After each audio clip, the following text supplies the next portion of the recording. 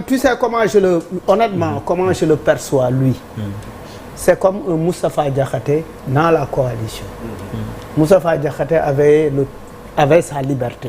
Sous Wade comme sous Macky. Oui, mais n'a jamais été compris. Loolu lim ñuy jàngal.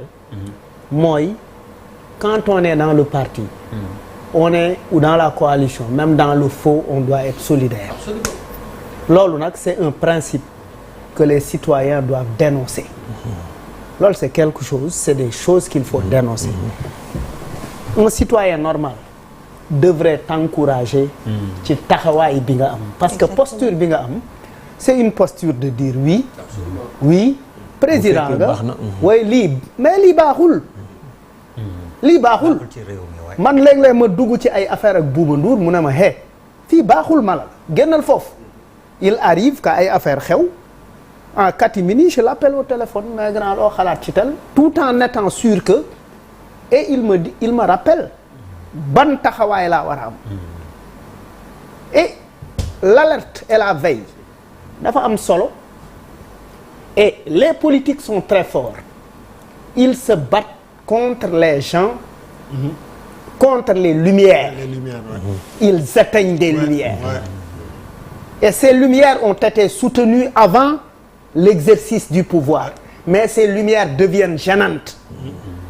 C'est ton cas mais Fadel Barro avait une phrase phare que j'aime beaucoup dëgg bu ci ragal a wéet kenn du ragal a wéet ci dëgg.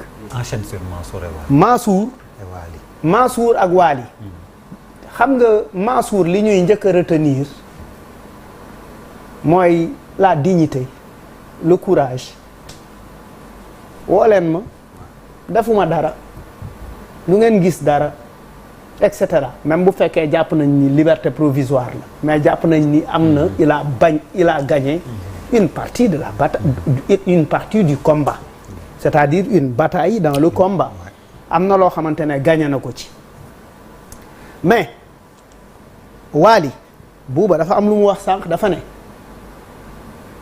dañ lay juger une semaine avant ta convocation joxe verdict bi kii joxe na sànq ay éléments nee nañ ko tel jour lañ lay woo 3 mois lañ lay tëj nii ak nii lay demee dans un état sérieux ça doit pas passer le militant dafa war a am une limite mais est-ce que c'est pas une stratégie politique du parti au pouvoir donner aux militants assez d'informations le mobiliser dans les réseaux sociaux pour mu préparer l'opinion parce que juger c'est important mais préparer l'opinion par rapport à ce qui va se passer c'est important aussi. Jusqu'à induire si les juges ne sont pas attachés ils peuvent induire par exemple dañ lay induire en erreur léegi nag cette pression populiste là ça induit en erreur léegi sur l'affaire Wali dafa demoon mais dafa ñëwaat ça c'est un signe de courage aussi mu leer la ni boo ñëwee peut-être sax ñu yóbbu la jeel mais nga ñëw taxaw ne moi je ne me reproche rien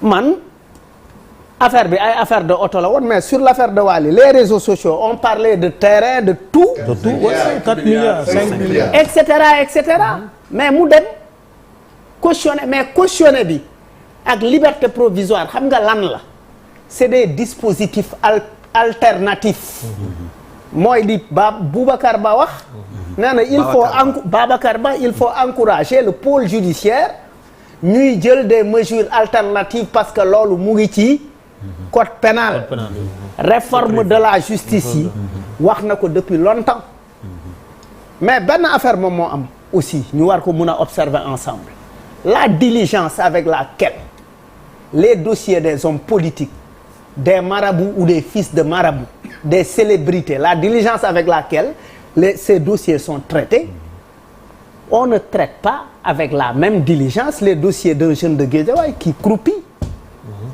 gis ngeen jël ay boy yu nekk korop 5 years toog fa booy ndaw 6 ans toog di xaar suñu chambre rek boo xoolee toog di xaar ne yow li ngay wax xam nga dambalo mais xam nga sànq da nga wax dambalo 2011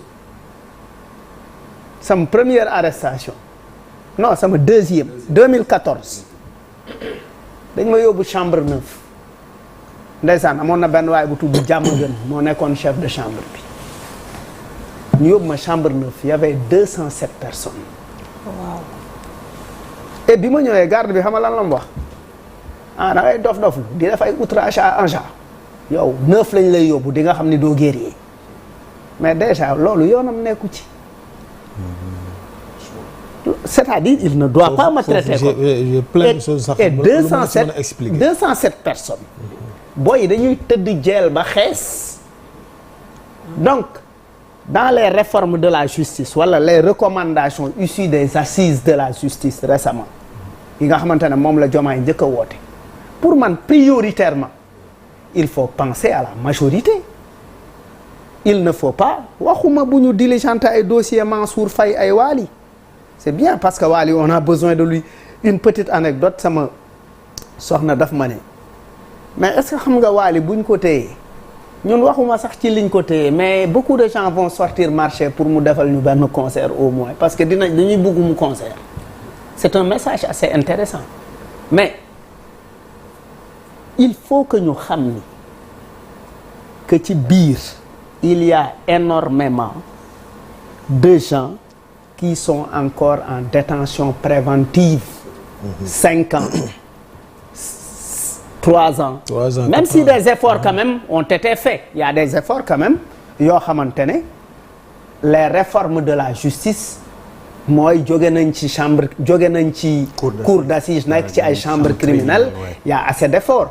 Maintenant nag il faut que gars yi gaaw ci recruter des fonctionnaires ci biir justice bi yokk magistrats yi yokk fay les frais de justice et cetera pour mën a diligenter enquête yi pour gars yi mën a taxaw. mais une inspection générale comment dire judiciaire. boo xam ne li ma ko doon wax léegi rek am na benn war institution boo xam ne sur 3 mois. non IGA oui chaque 3 mois normalement. dafa waroon di dem di xool. dossiers yi nga xam ne juge yor nañ parce que juge bu dee ba yor ay 700 dossiers. waay. kooku nan lay te dossier juge bi yor nekkul ne dossier bi moo jiitu moom laa njëkk a àtte après bële na leen laay àtte non amul loolu tu as 700 dossiers yaay xool dossiers yi nan la ci disponible voilà loolu